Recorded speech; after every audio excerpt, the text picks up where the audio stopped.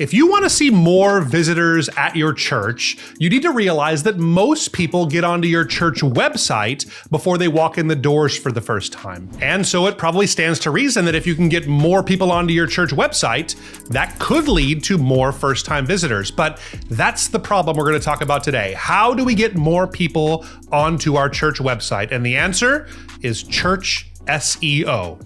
Let's talk about it. Well, hey guys, I'm Thomas Costello here from REACHRIGHT. We put out new content like this each and every week. So if this is the kind of thing that you're into, content made for churches to help them see more visitors and grow, it would mean a lot to me if you would hit that subscribe button. It helps us to get the word out to more and more church leaders just like yourself. Well, back in 2013, I took over a relatively small church as the lead pastor. And to be totally honest, we saw almost no visitors walk through the door. And it was kind of frustrating, as you could imagine. One thing that was really clear to me right off the bat is that if we couldn't get more visitors through the door, we didn't really have a chance of growing or, frankly, even surviving for much longer. We needed new people to come in our doors. The path that most first-time visitors took seemed very clear to me. They usually would hear about you somewhere online, they'd get onto your church website, then they'd visit for the first time if they liked it enough. But the problem is that nobody was really getting onto our church's website. We were almost invisible online. So that's when I decided at my church to start taking SEO seriously. Now, if you're just getting started, SEO is an acronym for search engine optimization, which really means how can we tailor the things that we do online for our church to optimize our chances of showing up on Google and other search engines when people are looking for churches in our area. And through lots of trial and error, we came up with things that actually started to work. And really, in a few short years, that little church that I was pastoring that saw almost no visitors went to seeing a few visitors and then 5 or 6 visitors and then 14 or 15 visitors every single Sunday. And you can imagine that as those visitors started pouring in, the church started to grow. So that's why Church SEO, in my view, really matters. It's because it gets the gospel in front of more people. And that's what I want to talk about in this video. There's really 4 primary ways that you can do SEO for your church. There's technical SEO, there's local SEO, there's on-page SEO, and there's off-page SEO. Use the chapter markers below to find the part that you want to learn the most about and use this as a tool. Well, let's start off with technical SEO. And what we mean by this is optimizing the technical aspects of your website to give it the best shot of showing up on search engines. There's 2 primary ways that you're going to be doing this, and that is optimizing your website for speed and optimizing your website for mobile viewing. And we'll break those 2 down just a little bit. It's best to think of technical SEO as a foundation for all your other SEO efforts. If you don't have the groundwork in this area laid, the other elements won't work as well because Google is going to automatically just reduce your ranking if your site isn't following some of these best practices here. There's a couple of things that are really obvious and you should never have a site without them. Things like an SSL certificate. You want to make sure you have a sitemap submitted to Google, which is really easy. You can do that through the Google Search Console. But I want to spend most of my time talking about the 2 things in technical SEO that usually hang churches up the most. The first one is site speed. One of the things that I see churches do so often is we get so caught up with having the best look and feel for our website. And I'll be the first to tell you, as the founder of a company that started doing church web design, look and feel is extremely important.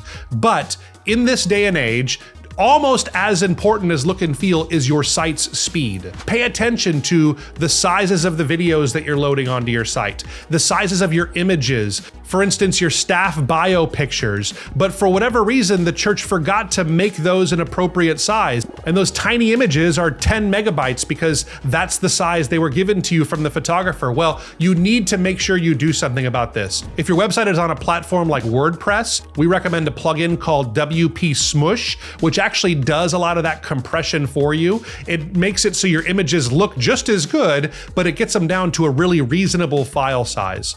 Another big one is the these great background videos, which we are huge fans of. We actually just did a video describing those as one of the must-have features of every church website now. But you're making a big mistake if that background video is still 50 or 60 megabytes, which if you do any video work, you'll know that's actually a relatively small video size. You need to really compress these kinds of videos if they're things that are going to automatically load, because Google directly ties your search rankings to how fast your site loads.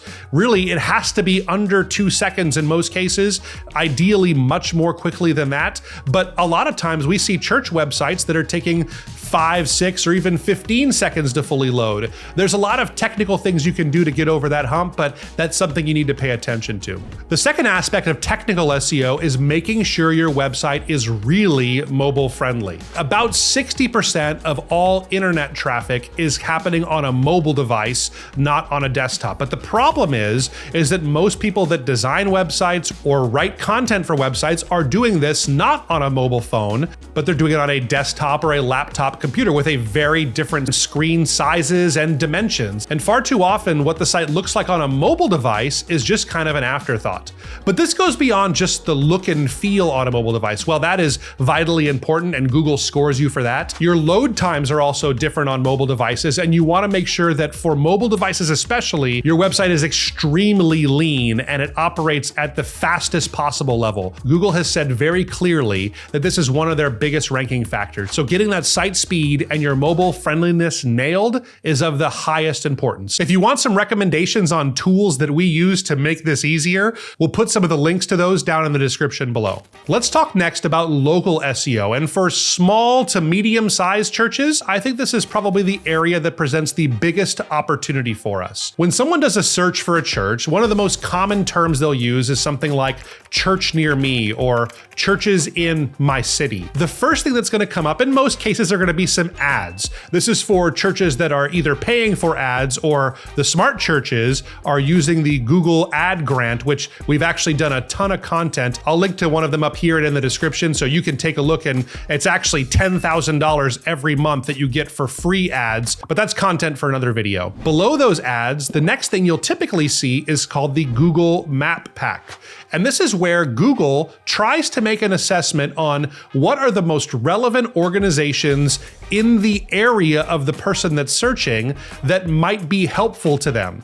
And if someone's searching for churches near me, your hope is that your church would be one of those relevant ones that Google chooses to serve up. And while we can never guarantee that you'll show up in every search in your city, especially if you're in a very large metropolitan area, there are things that you can do to make sure that you start to show up, especially in searches that are right next to your church there. Before I get any further, I should mention that we have a totally free local SEO audit. I'm going to put a link to it down in the description. Please do take advantage of that. It'll give you a detailed report of exactly where your church ranks, and it kind of sets a baseline of where you are right now when people do searches like churches near me or churches in my city. So I really hope you'll take advantage of that. Again, no cost whatsoever.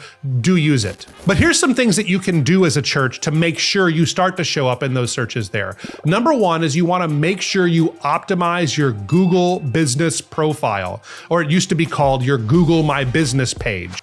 One of the things that we've learned about Google is that when we give them the information that they're requesting from any organization, that ups the likelihood that they are going to start to show our content. And so you want to make sure that you optimize that page. Get all of your church's info in there. Obviously, things like your name and phone number and address and service times, but get your office hours in there and load in pictures of your sanctuary and your front door so people can see what it's going to be like. This simple step is really the foundation to showing up in those kinds of searches.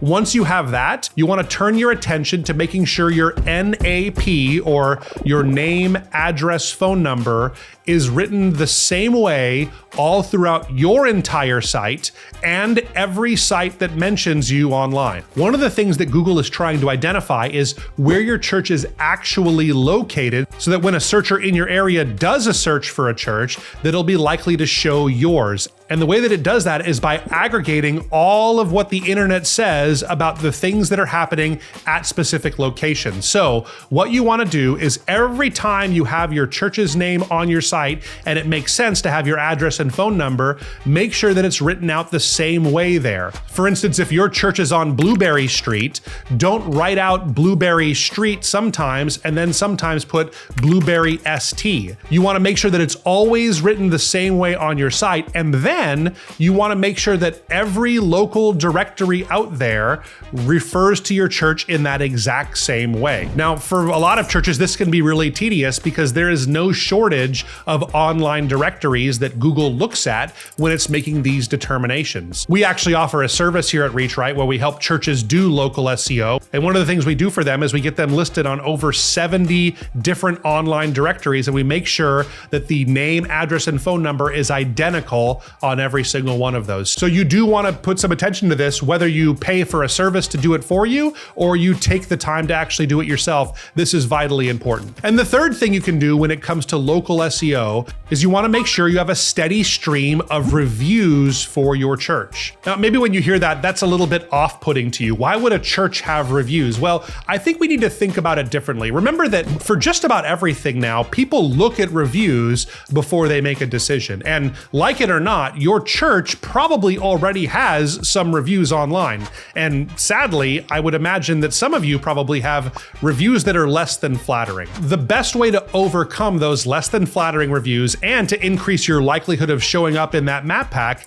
is to have more reviews, especially more positive reviews on your church page. Think of reviews not as what people think of your church, but think of them as like testimonies. You wouldn't be ashamed of having testimonies about your church and the impact that God has made through your church on people's lives online. Ask people from within your church to start to leave reviews on some of these sites. The best place to start is probably on your Google business profile to make sure your reviews there are positive and you have lots of them, but then you can move on to other sites like Facebook and Yelp and Apple Maps and have people leave reviews there as well. And depending on where you live, and in some places with just a little bit of effort, you can start to see some major results and you'll really climb that ranking to be the #1 church that Google thinks of when people type in churches near me. The third kind of SEO that churches can focus on is what's called on-page SEO. This is the kind of SEO that is based primarily on the content that you're putting onto your website. For most churches, they're thinking that they want to rank for terms like church or churches or Baptist churches or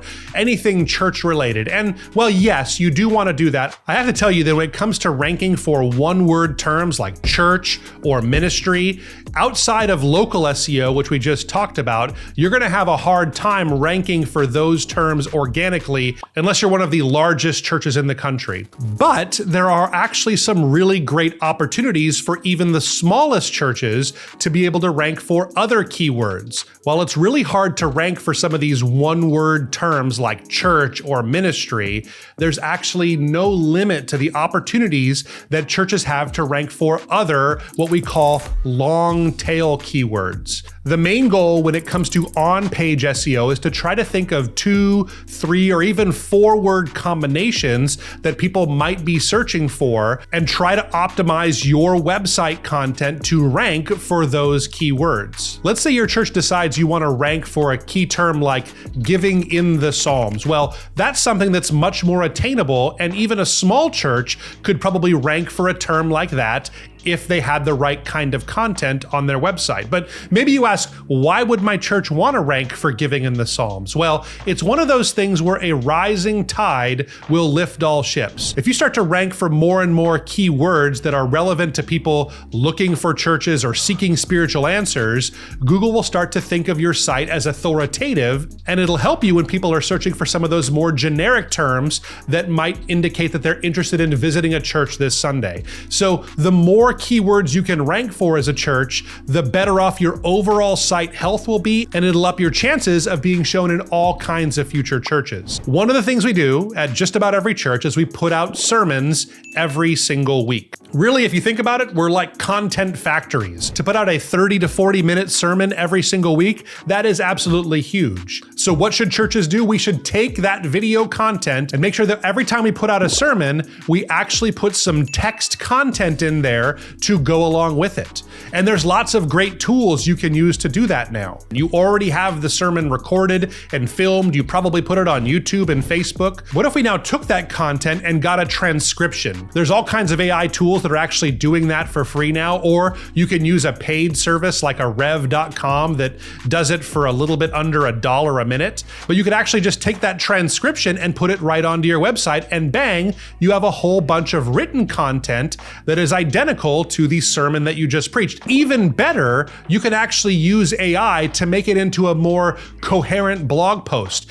Take that 4,000 word transcript and put it into ChatGPT, and you can ask it to turn it into a 800 word blog post. Even better, you can ask ChatGPT after that to give you some suggestions on keywords to optimize for, and actually have it spin it up in a way that's much more SEO optimized. Little things like that will start to make a big difference if you do them consistently. If you set a pattern of creating content like this week in and week out, after a year or 2 years, you'll actually see a real difference in your rankings when it comes to Google. One other piece of advice is make sure you nail your titles. You want to make sure that you use your keyword that you're targeting in the beginning of your title, and you'll have a much higher likelihood of showing up on searches. But that's just one way that churches can be creating content. In my view, it's probably the easiest. Another great way is to write regular blog posts. My advice to everybody who's starting a church blog, if you do it, make sure that you're in for the long haul, because these things don't see results right overnight. And finally, the fourth key to search engine optimization is what we call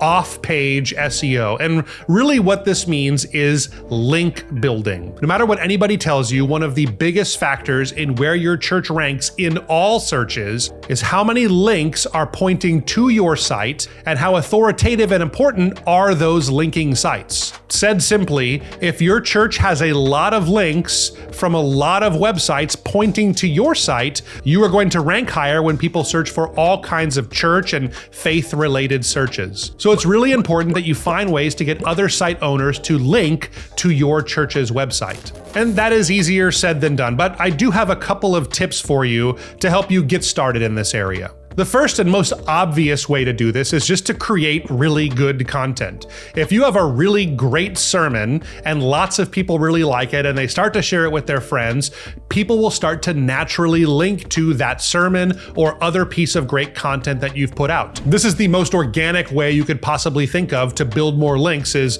make great content. And that's easier said than done, obviously, but actually put a lot of attention into the content you're putting out, and over time, you will start to get some links. One of the things that we've seen that works really well is to be sure to use stats in your online content. People love to share stats, and there is an obligation when you quote a stat to share your source. And by sharing your source, typically people will link to your church's website. A simple way to do that is to include stats in each of your blog posts or each sermon where you've written out the content. A little stat can go a long way. Besides making really great content, the next thing you can focus on is more of an outreach approach to link building. There's a few ways that you can do this, and some are easier than others, but in most cases, churches have a good reputation in their community, and chances are there's a few other organizations in your area that would be happy to link to you. I'm thinking about partnerships your church may have, like with a local homeless mission or a local Christian school that you support. These are great sites that would have actually very valuable links if they link back to your church's website. Maybe you have members within your church that have websites, and maybe they have a links page on their site, and they could give a link over to you and talk about some of the things that you do as a church. These are all really valuable. If your pastor ever winds up speaking at another church, make sure they link back to your church when they post the sermon on their site, and that's another link for your church. Finally, one great thing you could do is offer to review different products and services that your church or other ministries may use. If you go to that same local food bank and talk about the impact that that has made on your community, they may write up a little quote from you as a leader from the community and link back to your church's website. These are all great tactics, but I do want to caution you with this. Do not get involved involved with schemes where you pay for links to your church. Well, there are some legitimate services out there that will write guest posts for you on other blogs and get you links that way. The vast majority of those, especially those that don't cost very much, are what's called black hat techniques. And if you get caught doing this, you're going to pay a huge penalty from Google that you may never recover from. What you're looking for more than anything is organic, natural links that really make sense from organizations that are like yours and not just trying to get as many random links as you possibly can. If you were to go on a site like Fiverr, you'll find dozens of people that are offering hundreds of links for a low price of $5. Avoid that at all costs because it'll cost your church dearly. I hope this has been a helpful overview of Church SEO and how your church can get started in it. As a way of saying thank you for watching this whole video, I want to mention to you that we actually have a free church marketing analysis where we dig in deep to where your church actually ranks right now on search engines, and we'd love to provide that for you absolutely free of charge. I'm going to put a link to that down in the description. If you have any questions about SEO, we have heard just about every one of them out there, so drop us a comment. We make it a point to respond to every single one of those. If you're looking for some more information specifically on local SEO, we just finished a new video about that you need to check out. I'm going to leave a link to it right here, and we'll see you next time.